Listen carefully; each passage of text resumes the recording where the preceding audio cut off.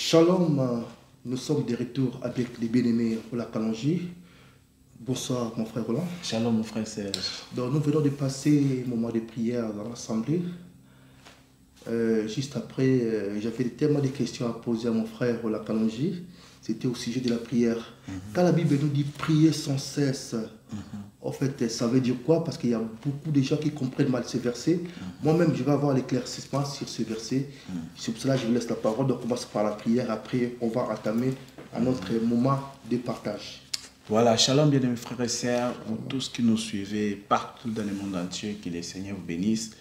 Voilà, nous sommes vraiment de retour pour cette grâce que le Seigneur nous a fait de nous retrouver encore avec les bien-aimés frères Serge. C'est vrai que ça fait un bout de temps, si on peut le dire comme ça.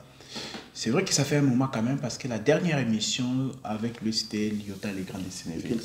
Voilà, vraiment une émission ou enseignement que plusieurs avaient vraiment aimé par la grâce du Seigneur. C'était riche. Voilà, nous voici encore aujourd'hui pour répondre à une question biblique. Voilà, prier sans cesse, comme notre bien-aimé nous a demandé, prier sans cesse. Prier sans cesse, et qui peut prier sans cesse aussi? C'est vraiment important. Il y a beaucoup de sous-questions. Très bien, très bonne question. Voilà, donc, Amen. Voilà, alors, prier sans cesse. Ok, déjà, avant que le frère continue, veuillez surtout m'excuser parce que chaque fois que je baisse ma tête, c'est pour vérifier parce que les frères, ils citent tellement d'écritures, j'essaie aussi de vérifier parce que pour qu'on soit vraiment dans les thèmes, quoi. Okay. Voilà. Donc, là, maintenant, on rentre prier sans cesse. Donc, prier sans cesse, voilà. 1 Thessaloniciens chapitre 5, le verset 17. Il est dit quoi? Prier sans cesse. Ah, prier sans cesse. En d'autres termes, frère, prier sans cesse, ça veut dire prier toujours. On est d'accord? Amen. Parce que prier sans cesse, c'est-à-dire prier sans relâche. Prier toujours. Donc, de la même façon, on avait dit, soyez toujours joyeux. C'est en fait, en d'autres termes, priez toujours. Ce sont juste des synonymes. Toujours, sans cesse. Ce sont juste des synonymes. Mais pas quand même la même explication. Non, pas la même explication. Ah non, non, non. Pas la même explication. Oui, pas la même explication. Donc, priez sans cesse. Mais nous ne devons pas faire des choses en vain comme ça, frère. On doit comprendre. Donc, quand tu vois cette écriture, ne va pas te fermer dans ta maison. Tu ne veux même plus aller à l'école. Et surtout que tu ne veux plus aller au travail. Surtout que je t'ai posé la question, qui peut prier sans cesse aussi? Donc, très bien. Rajouter ça, c'est voilà. très important. Donc, vraiment, les versets qu'on a touchés ici, ça concerne les enfants de Dieu, frère. Donc, soyez toujours joyeux, priez sans cesse. Donc, c'est une dimension des enfants de Dieu. Voilà. Donc, c'est une exhortation, vraiment. Donc, même quand ça ne va pas, donc soyez toujours joyeux, parce que tu te rappelles, il y a la chose la plus importante. Tu as vraiment l'essentiel en toi. C'est pourquoi on doit être toujours joyeux. Mais maintenant, prier sans cesse, je vous ai dit, c'est la même chose si on disait prier toujours. C'est la même chose. Mais maintenant, tu ne peux pas prier aussi en désordre, frère. Dieu n'est pas un Dieu de désordre. Voilà. Donc, lorsque tu viens auprès du Seigneur, c'est le Seigneur qui doit montrer des chemins. C'est comme une femme qui entre dans la maison du mari et commence à tout imposer. Elle commence à imposer toutes les choses. Non, là, ce n'est pas normal. Vous voyez? Parce qu'elle est sous l'autorité d'un homme. Donc, quand la Bible dit que prier sans cesse, je vous ai dit, ça veut dire prier toujours. Mais pourquoi on va toujours prier? Quel est l'élément qui va toujours nous booster ou nous encourager à continuer à prier toujours? C'est d'abord, lorsqu'on voit, par exemple, Jean 17, on va essayer d'aller un peu rapidement de mes frères et sœurs. Alors, Jean chapitre 17,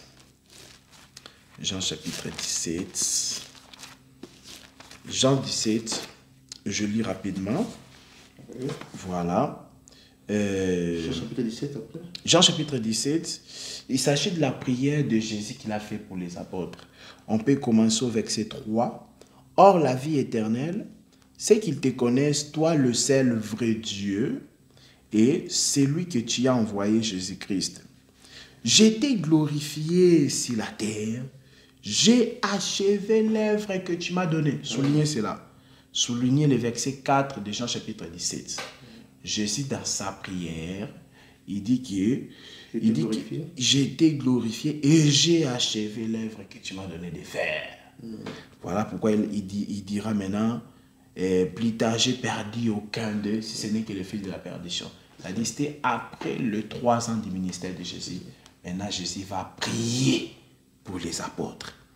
Mais maintenant il dit quoi? Par exemple au verset, on va revenir, notre verset clé c'est le verset 11. Hein? Il dit quoi? Je ne suis plus dans le monde et ils sont dans le monde. Je vais à toi, Père Saint, garde en ton nom ce que tu m'as donné, afin qu'ils soient un comme nous. Donc dans la prière de Jésus, il demande au Père de garder qui? Ceux qui ont connu le véritable Dieu. Ceux qui ont la vie éternelle. Il prie, Père, garde-les. Bon, comme vous savez, hein, le Père que Jésus s'est prié, c'est l'Esprit qui était en lui. Parce qu'en Jésus, il n'y avait pas un esprit comme ça, comme toi et moi. Mais en Jésus, vraiment, c'était l'Esprit supérieur, la plénitude de l'Esprit, qui était en même temps au ciel, qui était aussi en même temps Jésus, qui gouvernait le monde en même temps. Voilà, donc ça c'est une autre dimension, frère. Voilà, donc quand il prie là, il priait le Père, c'est-à-dire l'Esprit qui est en lui.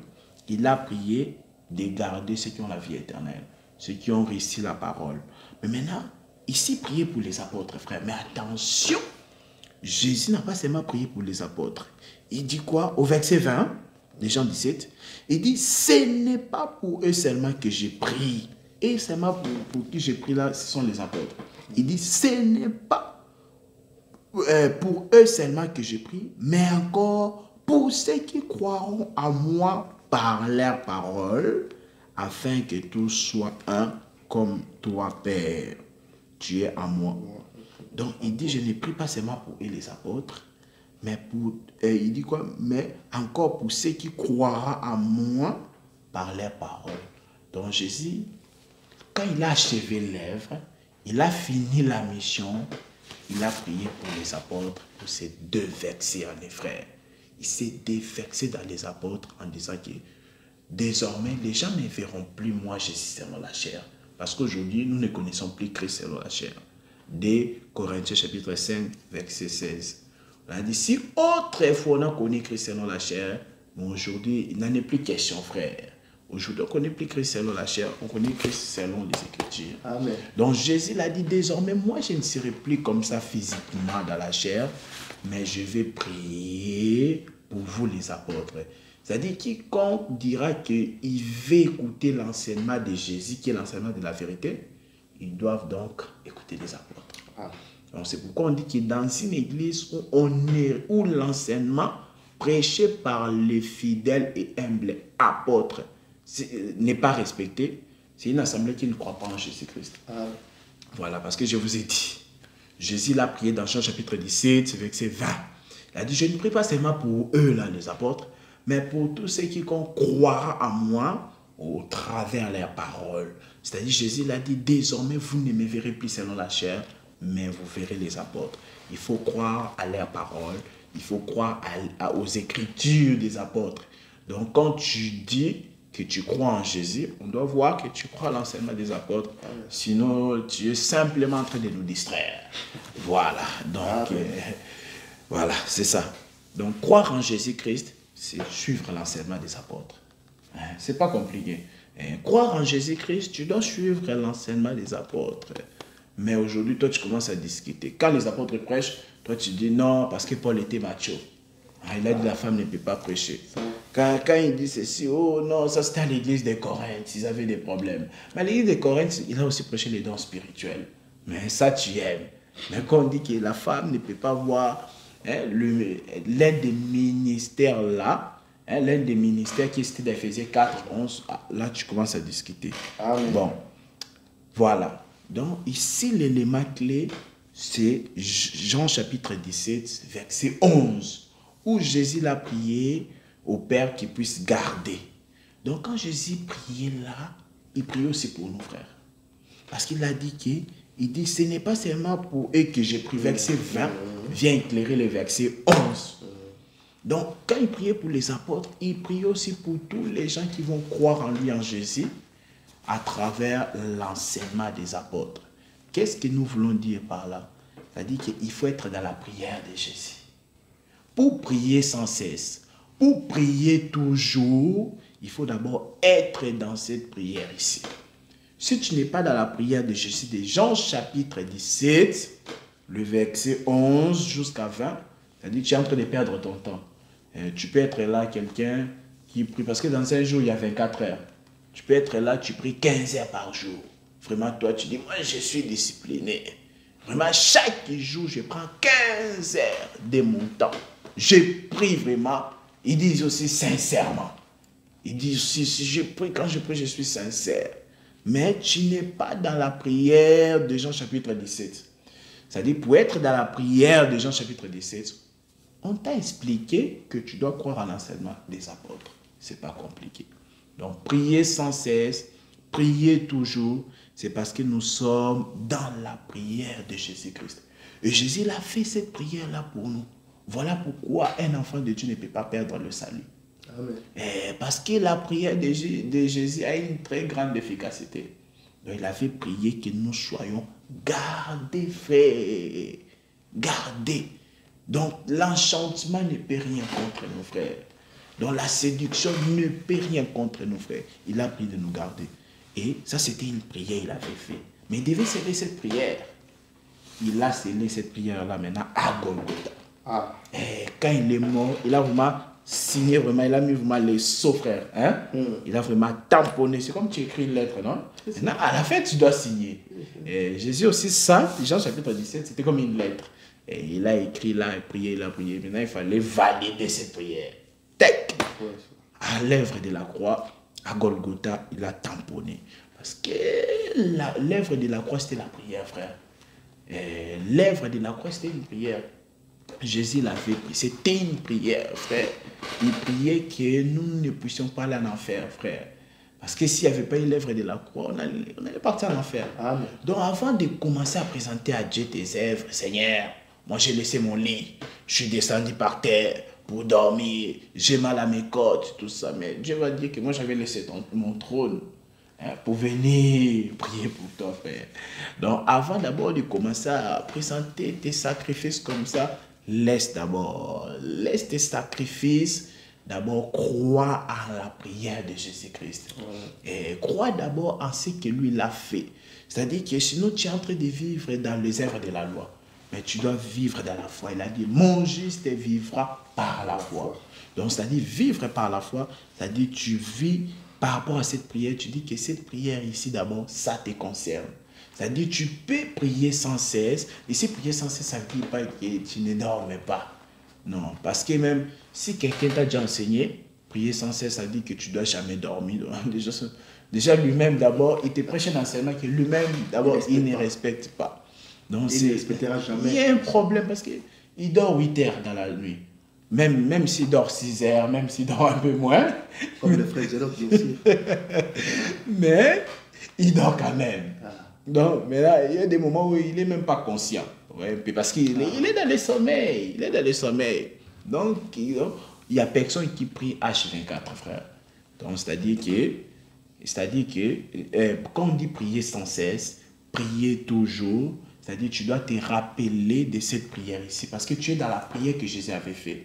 Je vous ai dit que quand il a fait cette prière ici, la véritable prière ici, c'était maintenant l'œuvre de la croix. Parce que Jésus l'a prié pour nous. Et on va aussi le voir quand, par exemple, la Bible dit, Romains chapitre 8, frère. Romains 8, 34. On va déjà vers la fin. Nous tendons déjà vers la fin. Romains chapitre 8. Voilà, nous sommes en train d'expliquer prier sans cesse. Ah, oui. Romains chapitre 8, verset 34. Il dit quoi?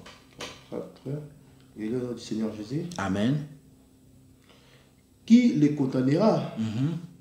Christ est mort. Bien plus, il est ressuscité. Oui. Il est à la droite de Dieu. Il est à la droite de Dieu. Et il intercède pour nous. Amen. Amen. Voilà. Nous voulons aussi associer ici l'intercession de Jésus.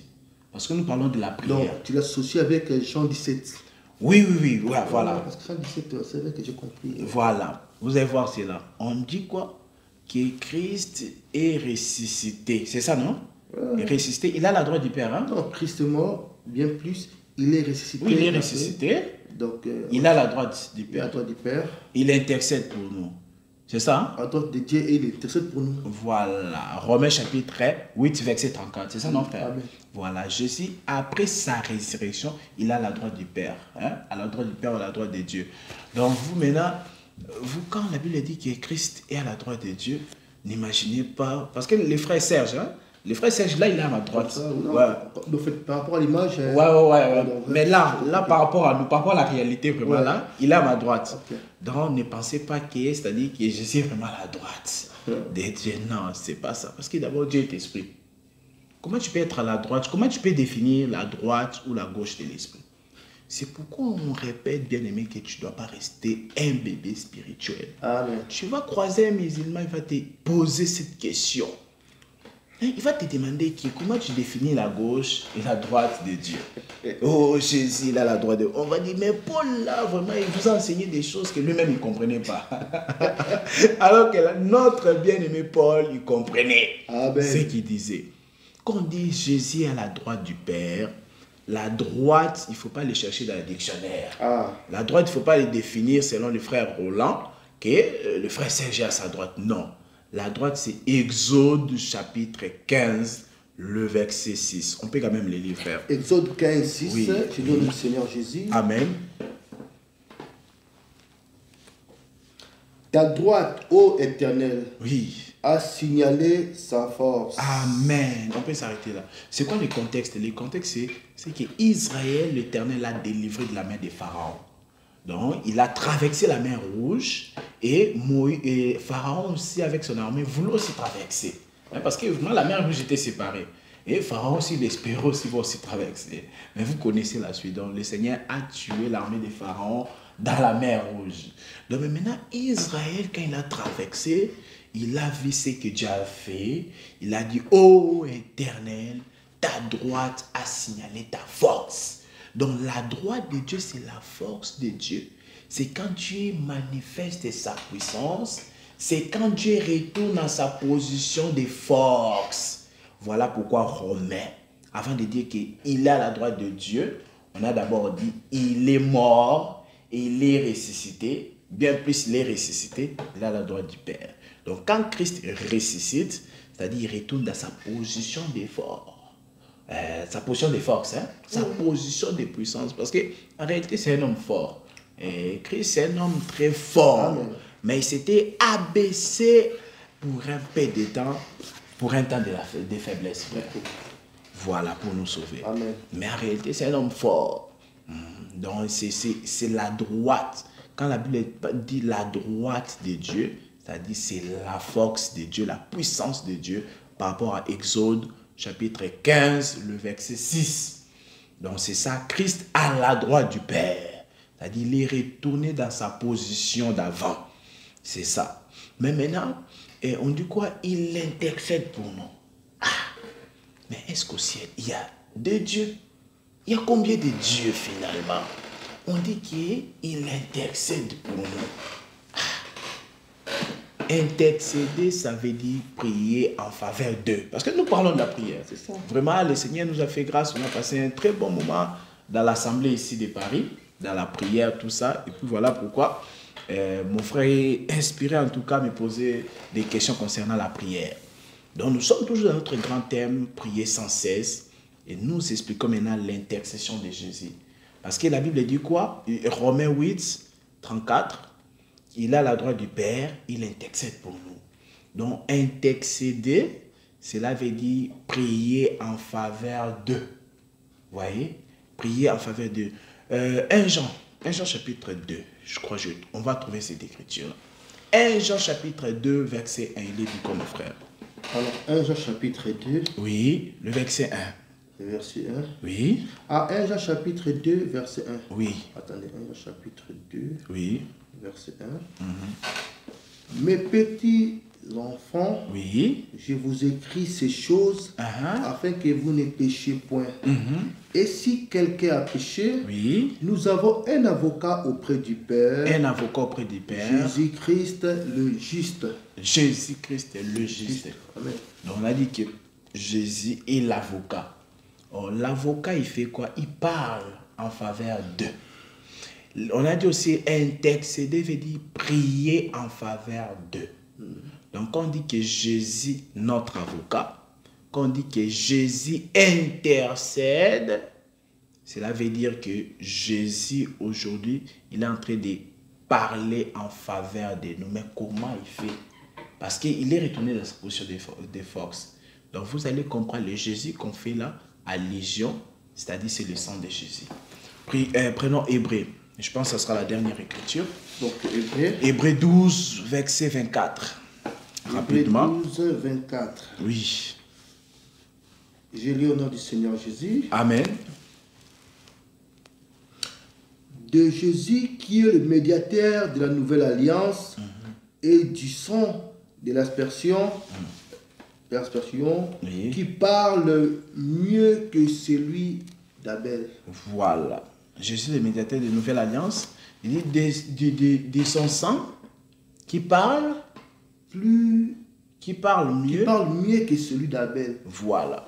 On dit que le sang de Jésus, frère, on est vers la fin ici, soyons concentrés. Donc on dit Jésus, hein frère, son sang parle mieux que celui d'Abel. Ah mais alors est-ce qu'aujourd'hui on peut encore trouver son sang comme ça qui parle? Non. Non. On dit que le sang de Jésus parle mieux. Est-ce qu'un sang parle? Non. Humainement comme ça, non. Mais on dit parle mieux que celui d'Abel. Parce qu'Abel aussi c'était injuste. Mais Jésus il était encore très juste. Encore il était supérieur à Abel. Jésus il était encore supérieur à Abel. Parce qu'Abel était ici d'Adam, le premier. Mais Jésus n'était pas ici d'Adam le premier.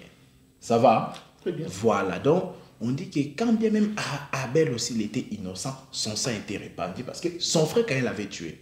Mais on dit que le sang de Jésus parle mieux. C'est-à-dire que Jésus à la croix, son sang criait miséricorde. Donc, qui parle, le sang parle. Oui, le sang parle, c'est-à-dire que le sang a un impact. Voilà, a un impact, c'est-à-dire quoi? Le sang parle, quand on dit le sang parle, le sang agit, le sang a une influence. Pourquoi? Parce que par exemple, Hébreu chapitre 9, verset 22, nous dit sans effusion du sang, il n'y a pas pardon du péché. Amen. Vous voyez l'impact du sang. Donc ici, quand on dit que Jésus, il intercède pour nous, c'est-à-dire c'est son sang qui crie miséricorde. Voilà pourquoi Hébreu dit que approchez-vous du trône de la grâce pour recevoir miséricorde. Amen. Autrefois, dans la loi, ce n'était pas le trône de la grâce. Donc il dit approchez-vous du trône de la grâce pour recevoir, frère, la miséricorde. Donc tout ça pour dire quoi? Tout ça pour dire que quand on parle de l'intercession de Jésus, c'est-à-dire que c'est son sang en fait aujourd'hui qui nous justifie. C'est son sang qui est l'avocat. L'avocat, c'est celui qui parle. Amen. On a lu 1 Jean chapitre 2 verset 1 qui nous disait que Jésus est notre avocat. Et un avocat, c'est celui qui te défend. Il est là pour te défendre. Mais attention frère, Jésus qui est avocat aujourd'hui, un jour il va changer. C'est là on dit le deuxième aspect des dames. Il va changer de costume, il deviendra le juge. Il ne sera plus là pour te défendre, mais pour te condamner. Mais il ne condamne pas son épouse. Hein? Ce sont les impies. Voilà, ceux qui ont refusé qu'ils puissent être leur avocat. Parce qu'aujourd'hui, il veut que les gens puissent le prendre comme avocat. Et je suis là, votre avocat. C'est-à-dire le sang de Jésus est encore en train de crier là. Pourquoi là, la Bible dit, si aujourd'hui vous entendez sa voix, c'est pas avocat. Pourquoi? Parce qu'il est encore avocat. Demain, ça sera trop tard. Amen. Demain, ça sera après l'enlèvement, ça sera trop tard. Donc voilà, bien aimé, vous avez compris en tout cas, prier sans cesse. Prier sans cesse, bien aimé. C'est-à-dire, tu dois d'abord prier sans cesse, c'est-à-dire prier toujours. Ce qui doit nous motiver à prier, c'est la prière de Jésus. De Jean chapitre 17, cette prière-là doit nous motiver. Cette prière-là c'est en fait notre motivation. même quand tu es fatigué, tu es là, donc tu pries parce que tu sais que tu es déjà dans la prière là. Voilà, tu pries parce que tu sais que déjà tu es dans cette prière-là de Jean chapitre 17. Et on a dit que quand Jésus priait ici, et la chose la plus forte ici, dans la prière de Jean chapitre 17, l'élément clé, n'oubliez jamais, c'est Jean chapitre 17, verset 11, où il demande au Père de nous garder. Tous ceux qui l'ont suivi, tous ceux qui ont suivi l'enseignement de Jésus, de près ou de loin, Jésus prie de les garder. Et on a dit, quand il a prié là, maintenant, là, il devait valider cette prière. Parce que dans le verset 4 de Jean chapitre 17, il dit, j'ai achevé l'œuvre. J'ai achevé l'œuvre. J'ai fini les 3 années de ministère. Où Hérode, il était là pour me guetter, voulait me faire du mal. Mais là, c'est bon, j'ai fini. J'ai achevé l'œuvre. Et maintenant, il prie. Quand il prie là, maintenant, il va aller valider cette prière-là. Quand j'ai dit que l'œuvre de la croix, c'était une prière. Pourquoi? Parce que quand le sang a coulé, le sang là, c'était l'avocat. Le sang là, c'est un intercesseur.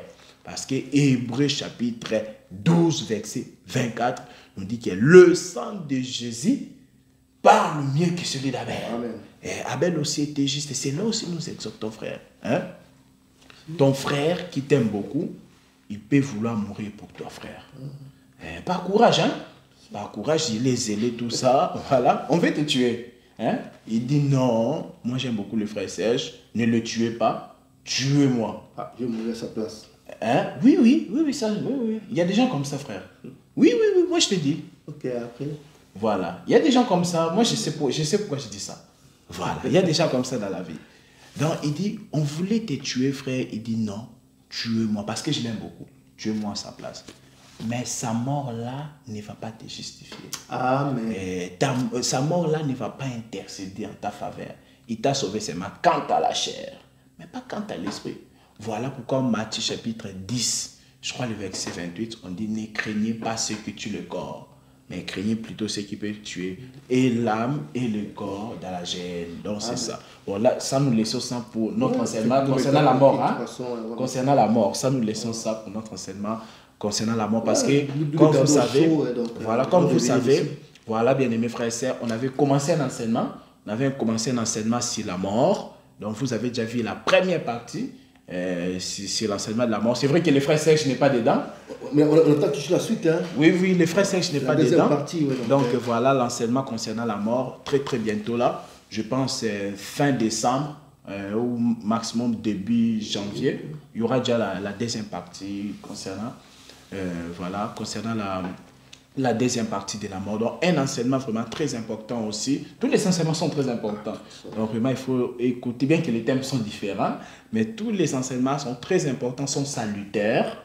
Donc, voilà, donc, il y a vraiment, ça contient le salut, et puis il faut le suivre avec beaucoup d'attention. Donc, vous avez compris, prier sans cesse, ça veut pas dire il faut toujours, ça veut pas dire prier sans cesse, c'est-à-dire tu pries, tu n'arrêtes pas, c'est impossible. Voilà, donc c'est la même chose que soyez toujours joyeux, voyez. Donc prier sans cesse, c'est prier toujours. Mais pourquoi je dois toujours prier? Parce que j'ai un rédempteur, parce que j'ai un avocat, parce que j'ai celui qui me protège, frère. Voilà, j'ai celui déjà qui me protège. Il m'a dit, garde-le. Donc tu dois savoir que si tu es un enfant de Dieu, tu es gardé en Jésus, frère. Tu es gardé, même si tu vis des moments difficiles, mais sache que tu es gardé, frère. Tu es gardé, tu ne seras pas séduit. Donc, c'est dans cette prière, nous bénéficions de cette prière-là de Jean chapitre 17. Et comme nous avons dit, frère, cette prière-là a été validée à la croix. Et quand on dit Jésus intercesseur, ne pense pas au ciel, au trône là-bas. Il y a 2 dieux, c'est-à-dire le Fils, un petit Dieu, qui est en train d'intercéder. Il est en train... Parce que j'ai jamais écouté un pasteur, il disait qu'au ciel là-bas, Jésus est en train de dire au Père, oh, protège l'église de la compassion. Oh, protège tes... Jésus est en train... Qu'un enfant de Dieu, il dérape et tout, il pêche et tout. Oh, pitié. Donc lui pense qu'il y a un petit Dieu au ciel. Et il y a un grand Dieu. Il pense qu'il y a vraiment les fils et les pères. Non. C'est pas comme ça, bien-aimé. Voilà, il n'y a qu'un seul Dieu. Il n'y a qu'un seul Dieu. Même les démons, ils le savent. Même les démons, ils savent qu'il n'y a qu'un seul Dieu. Le véritable Dieu là, Parce que Dieu n'est pas les noms propres d'une personne. Vous voyez? Donc Dieu, c'est un nom comme ça. Voilà. Le véritable Dieu a un nom. Et nous n'arrêterons jamais de vous dire que le véritable Dieu, c'est Jésus-Christ. Amen. En dehors de lui, il n'y a point de salut, frère. Et comme j'aime dire, que mourir sans croire à la divinité de Jésus-Christ, c'est une malédiction. Amen. Et quand je dis que mourir sans croire à la divinité de Jésus-Christ, c'est une malédiction, parce que c'est-à-dire que tu vas aller en enfer, frère. Psaume 37, verset 22, définit la bénédiction comme étant l'entrée au ciel, et la malédiction, c'est-à-dire tu es retranché du pays des dieux, tu es retranché du ciel, c'est-à-dire que tu es perdu, frère. Donc c'est un peu cela, je pense que vous avez compris. Voilà cet enseignement. Vraiment, j'espère que vous êtes tous... vous avez compris tout ce que les bien-aimés viennent de partager avec vous. Et je sais que vous êtes bénis par cette parole. Nous allons toujours revenir s'il y a des questions, comme je l'ai dit. Envoyez-nous des questions, les frères Roland est disponible. Donc, en cas de question, il va répondre. Au moins, j'aime beaucoup ces frères. Il répond aux questions. Il n'y a pas de souci, il n'y a pas de questions tabou. Posez vos questions. Ok, frère, de toute façon, dès qu'il y aura d'autres questions, nous allons essayer un peu d'avancer, quoi. Oui. Donc, moi, en fait, j'ai compris tout ce que vous avez essayé de séparer. Soyez toujours joyeux et priez sans cesse, quoi. Oui. Donc, vous avez expliqué et vous avez tombé, fait, la base, c'est dans Jean chapitre 17, donc là au moins, vous êtes assis dessus. Vraiment, on vous encourage de les lire. Vraiment, c'est vraiment prenez le temps chez vous. Même moi, quand les frères a parlé, j'ai compris que c'est vraiment, vraiment. Donc Jean chapitre 17, il n'y a que 26 versets. Tout un testament, comme on dit, quoi. Donc on a présenté l'œuvre de la croix à partir de ces versets, de ce chapitre 17, quoi. Donc vraiment, surtout, n'oubliez pas de le méditer, tous ces chapitres-là. Donc, je ne sais pas si vous avez un dernier mot, frère. Voilà, vraiment, que le Seigneur soit loué. Comme on vous a dit, c'est notre grand retour. Vraiment, donc nous allons encore continuer, bien aimé. De revenir, parce qu'il y a beaucoup de choses. Oui, parce qu'il y a beaucoup de thèmes qu'on doit exploiter sur le pardon. Donc, il y a beaucoup de choses. Quoi. Voilà, donc nous allons revenir parce que nous sommes là pour soutenir les guerres de l'Éternel. Amen. Voilà, et on vous expliquera aussi prochainement s'il faut, c'est quoi les guerres de l'Éternel. Merci beaucoup. Donc, nous soutenons vraiment les guerres de l'Éternel. Que le Seigneur soit loué, bien-aimé. Que le Seigneur vous bénisse. Vous étiez nombreux à nous suivre. Vraiment, que le Seigneur vous bénisse pour ce temps que vous avez disposé à suivre sa parole. À la prochaine, bien-aimé. Salut, ciao, ciao, ciao. Nazako